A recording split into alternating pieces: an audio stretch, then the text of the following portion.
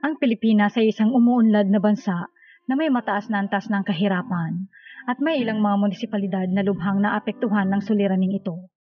Ang antas ng kahirapan ay tumutukoy sa porsyento ng populasyon na nabubuhay sa poverty line na itinatakda ng gobyerno batay sa minimum na kinakailangang kita upang matugunan ang mga pangangailangan tulad ng pagkain, tirahan at pangangalaga sa kalusugan. Sa videong ito ay ating alamin ang ilan sa mga pinakamahirap na munisipalidad sa Pilipinas. Pero bago yan ay huwag kakalimutang mag-like at mag-subscribe sa ating channel para laging updated ka sa ganitong klaseng video.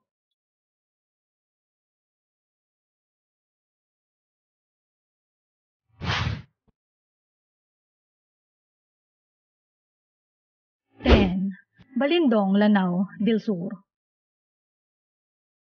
Ang ikasampu sa listahan natin na pinakamahirap na munisipalidad ay ang bayan ng Balindong, Lanao del Sur na may poverty incidence rate na 67.37%. Ito ay may populasyon na humigit kumulang sa 32,000 katao. Ang karamihan sa mga residente ng bayan ay Muslim at kabilang sa tribo ng mga Maranao. Ang mataas na poverty incidence rate ng Balindong ay nagpapakita na ang karamihan sa mga residente ay nabubuhay sa kahirapan. Ito ay dahil sa maraming kadahilanan tulad ng kakulangan sa trabaho, hindi sapat na serbisyong pangkalusugan at edukasyon, kawalan ng infrastruktura at kakulangan sa pampublikong serbisyo. 9. Binidayan, Lanao del Sur. Ang bayan ng Binidayan ay isang 5th class na munisipalidad na matatagpuan sa lalawigan ng Lanao del Sur sa Mindanao.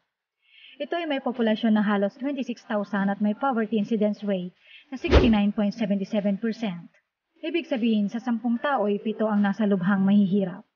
Ang mga pangunahing kabuhayan ng mga residente sa Binidayan ay pangingisda, pagsasaka at pagmamanukan.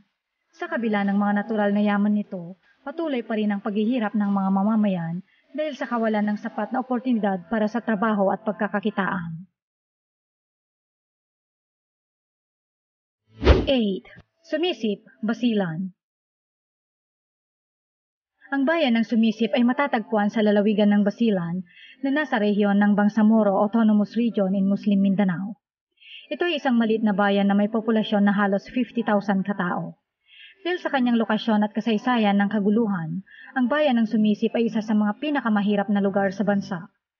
Mayroon itong poverty incidence rate na 72.24% na nangangahulugang halos 4 na beses na mas mataas kaysa sa average poverty incidence rate ng bansa. 7. Maslog, Eastern Samar. Ang Maslog ay isang bayan sa Eastern Samar, isang lalawigan sa silangang Kabisayaan. Ayon sa datos ng Philippine Statistics Authority, ang poverty incidence rate ng Maslog ay umabot sa 73.43%, kung saan mas mataas ito kumpara sa national poverty incidence rate na 18.2%. Ang pagkakaroon ng mataas na poverty incidence rate ay nagpapakita ng mga suliranin sa ekonomiya ng bayan, tulad ng kawalan ng trabaho, kakulangan sa pinagkukunang yaman, at kakulangan ng oportunidad. Dahil sa kawalan ng trabaho sa bayan, maraming residente ang kailangang maghanap ng trabaho sa ibang mga lugar. 6. Tuburan, Basilan. Ang Tuburan ay isang 4th class na bayan na matatagpuan sa lalawigan ng Basilan. Ayon sa tala ng census noong 2020, may populasyon nitong humigit kumulang na 25,000 katao. Ang bayan ay pangunahing agricultural area kung saan karamihan sa mga residente ay nagtatrabaho sa pagsasaka at pangisdaan. Kabilang ang Tuburan sa mga pinakamahirap na bayan sa bansa na may poverty incidence rate na humigit kumulang sa 75.52%.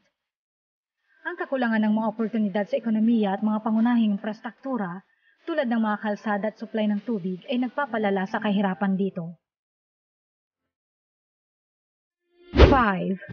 Amay, Manabilang, Lanao. Ang bayan ng Amay, Manabilang na dating bumbaran sa Lanao del Sur ay kilala bilang isa sa mga pinakamahirap na munisipalidad sa Pilipinas. Ang poverty incidence rate na umaabot sa 75.74%. Ibig sabihin nito ay karamihan ay nabubuhay sa kahirapan at hindi nakakapagbigay ng sapat na kita upang matugunan ang kanilang pangangailangan sa araw-araw. Maraming mga kadahilanan ang nagdudulot ng kahirapan sa bumbaran, kabilang ang kawalan ng sapat na trabaho, kahirapan ng infrastruktura, kalagayan ng edukasyon, at kawalan ng sapat na serbisyong pangkalusugan. 4. Pualas, Lanao del Sur. Ang bayan ng Pualas ay isang 5th class na bayan sa lalawigan ng Lanao del Sur na may populasyon na 14,526 na tao ayon sa talaan ng census noong 2020. Ang karamihan sa populasyon ng Pualas ay mga Muslim kung kaya't ipinagbabawal sa kanilang pagbebenta at pagkonsumo ng mga inuming may alak, mga illegal na droga at mga sugal. Meron itong poverty incidence rate na 75.91%. Ang mataas na antas ng kahirapan sa lugar ay dulot ng limitadong mga oportunidad sa ekonomiya at kaunting pagpapaunlad ng infrastruktura. Dahil dito ay maraming mga taga-Pualas ang nahihirapang magkaroon ng sapat na kabuhayan at makayanan ang kanilang pang-araw-araw na pangangailangan. 3. Ongkaya, Pucan. Ang Ongkaya, Pucan ay isang munisipalidad sa lalawigan ng Basilan na may populasyon na 24,016 noong 2020 census at may mataas na poverty incidence rate na 76.76%. Ang madalas na engkwentro sa pagitan ng militar at mga armadong grupo sa lugar ay isa sa mga pangunahing dahilan ng kahirapan. Ito ay nagre-resulta sa pagkawala ng kabuhayan ng ibang residente. Bukod dito ay maraming negosyo ang hindi na nagpapatuloy dahil sa takot sa karahasan. 2. Kalayaan, Palawan. Ang bayan ng Kalayaan sa Palawan ay isa sa mga munisipalidad na may pinakamataas na poverty incidence rate sa buong bansa. Ang poverty incidence rate dito ay umaabot na sa 76.92%. Ngunit hindi lamang ang kahirapan ang nagpapahirap sa bayan ng Kalayaan. Ito rin ay nakakaranas ng mga hamon dahil sa territorial dispute sa pagitan ng Pilipinas at China sa West Philippine Sea. Ang mga isla ng Kalayaan ay bahagi ng teritoryo ng Pilipinas, ngunit ito inaangkin ng China.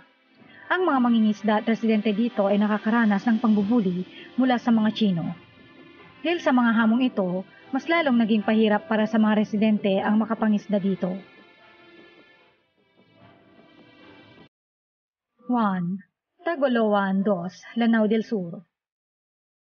Ang bayan ng Tagoloan 2 sa Lanao del Sur ang nangunguna sa listahan ng pinakamahirap na munisipalidad sa Pilipinas.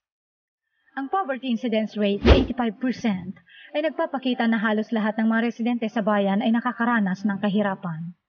Ang mataas na poverty incidence rate sa bayan ng Tagoloan 2 ay nagpapakita ng malalim na suliranin sa kabuhayan ng mga residente nito.